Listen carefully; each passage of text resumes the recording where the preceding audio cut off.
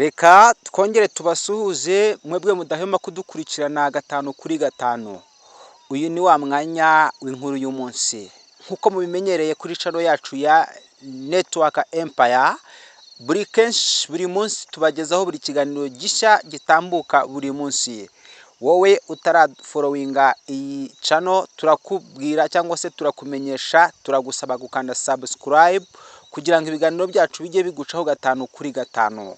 Turagushimiye kandi dushimiye buri muntu wese wakanze subscribe kudushigikira. Uri umuntu w'agaciro kandi uri umuntu utangaje.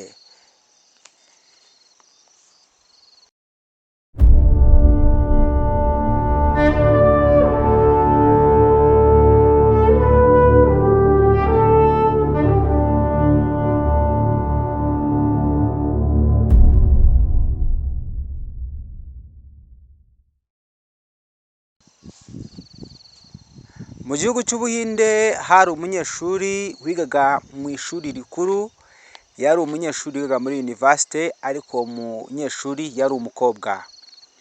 Uwo munyeshuri yari umunyeshuri ufite ubwiza butangaje abantu bose, dore ko abantu benshi b'abasore bifuzaga kumugira inshuti.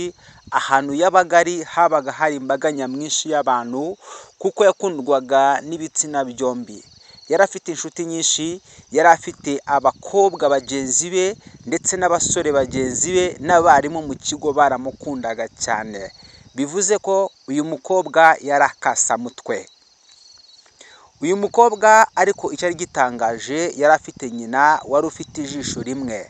Uyu mudamu cyangwa se uyu twita nyina yari umuntu wariho wenyine, nta wundi mwana yagiraga, dore ko se yari yarabataye umwana ataravuka. Umwana kugeza aho ageze mu myaka 24 ntabwo yari azi isura ya se, yewe nta nubwo yari yarigeze amubona no mu mafoto.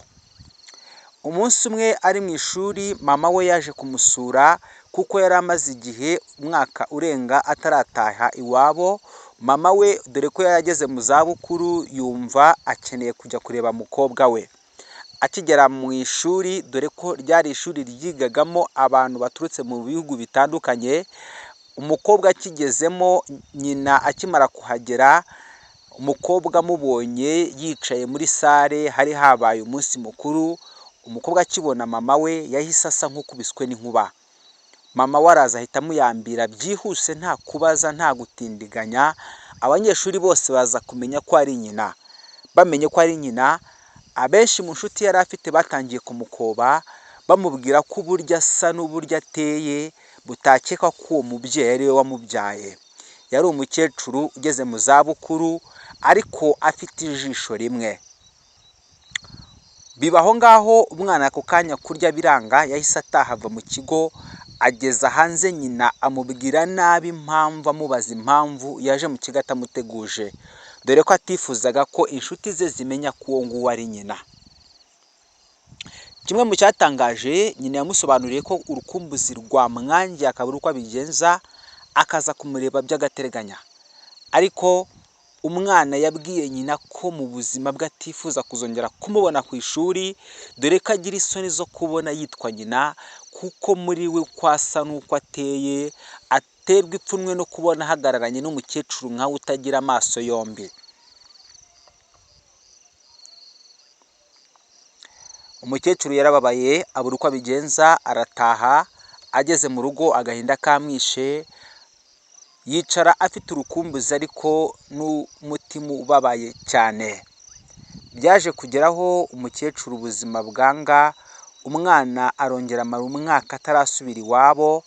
Abwira nyina yuko amutumaho ko atifuza ko aba nyina, kuko yashatse undi mama we. Iyo akoze ibikorwa cyangwa se umunsi w'ibirori, atumira undi mubyeyi usimbura nyina ku ishuri, akaba ari we umuhagararira ku ishuri. Yamubwiye ko atazongera kwifuza ko yaza ku ishuri, ndetse ko atazongera no kwifuza ko azaza ahantu hose azaba ari mu birori n'abandi, dore ko nashaka kumusura azajya ashaka ahantu bahuriraho ibanga, ku buryo nta muntu uzamenya ko ari nyina. Nyina byaramubabaje. Bimaje kumubabaza, nyina kubaho biramunanira, afata umwanzuro wo kuguma mu rugo. Yaje kurwara umutima, dore ko iyo ndwara yari ayimaranye iminsi. umutima uramuzahaza abonye iminsi irangiye igeze ku munsi wa nyuma yandika urwandiko. Ntibyaciye kabiri arapfa. Umukobwa yumvishe inkuru ko nyina yapfuye, ako kanya yaramanutse amanukana n'inshuti ze zose. Akigera mu rugo umuhango urarangira wo gushyingura. Akigera mu nzu areba ku meza ahasanga urwandiko nyina yasize amwandikiye, rwari rurimo amagambo yagiraga ati: "Mwana wanjye naje kukureba ubyakira nabi, nyamara si uko nakwangaga. Mwana wanjye ndagira ngo nkubwire ko iyi sura mbonana uyu munsi atari uko nari ndi. Nkiri muto nari umukobwa mwiza cyane abantu benshi batangariraga, ariko naje gufatwa ku ngufu n'umugabo ntazi nanjye antera inda yawe, biba ngombwa ko nkurera njyenyine, iwacu baranyirukana. Mwana wanjye nabayeho mu buzima bubi kugira ngo ukunde ubeho, dore ko ukiri muto nagiye gukora akazi k'ubuzamu, narariraga ingo z'abakire kugira ngo ubone icyo urya. Ugeze mu myaka mikuru utangiye kwiga usoje amashuri abanza, nabuze uko mbigenza, ngiye kubona mbona akazi k'ububoyi, ako nkakora. Wiga amashuri yisumbuye urayasoza. Igihe cyo kwiga kaminuza rero nabonye ayo mafaranga ntazayabona. Ngize Imana haje kampani igura amaso y'abantu, dore ko bari bafite amaso bari bakeneye mu bantu.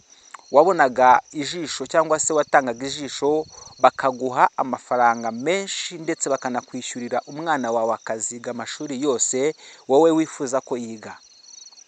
Nitanze ku bwawe kugira ngo ijisho rivemo, kugira ngo wowe wige uzarangize. Niko bankuyemo ijisho, ariko nshaka kugira ngo wowe uzige uzabone ubuzima bwiza butandukanye n'ubwo nabonye. Igihe nazaga ku ishuri niyo nkuru nari nkuzaniye, dore ko numvaga umutima wanjye unzengereje, ariko ntiwanyakiriye. Mwana wanjye, iyi sura wambonanye ukantera ibyondo ukantera amabuye, si uku nahoze, ahubwo byose nabibaye kugira ngo wowe ukunde ubeho neza." Umukobwa akibibona agahinda karamwica, yicuza impamvu yakoze ibyo. Umukobwa agahinda karamufata neza, yitura hasi arwara isereri. Inkuru y'umunsi. Birashoboka ko yuko uyu munsi umubyeyi wawe yaba ageze mu zabukuru cyangwa se undi muntu wakureze, ariko burya umubyeyi ni umubyeyi. Agaciro ka mbere tugomba kumuha ni uko yakureze akemera kukurera mu gihe cyari kigoye utazi, wowe ukibona ungana uko nguko. Ntabwo ukwiye kuziza umubyeyi wawe n'isura afite bitewe n'igihe arimo, ahubwo nicyo gihe ukwiye kumuba bugufi kugira ngo byibura abone ko ataruhiye ubusa. Birashoboka ko umuntu ashobora kugufasha mu buzima bugoye kugira ngo uzabeho neza, ariko iyo ubayeho neza ntabwo bivuze ngo wa muntu uzamwiture inabi, ahubwo dukwiye kwitura umuntu ineza yatugiriye, ndetse twebwe tukanarenzaho kuko tuba tubifitiye ubushobozi. Ndabashimiye.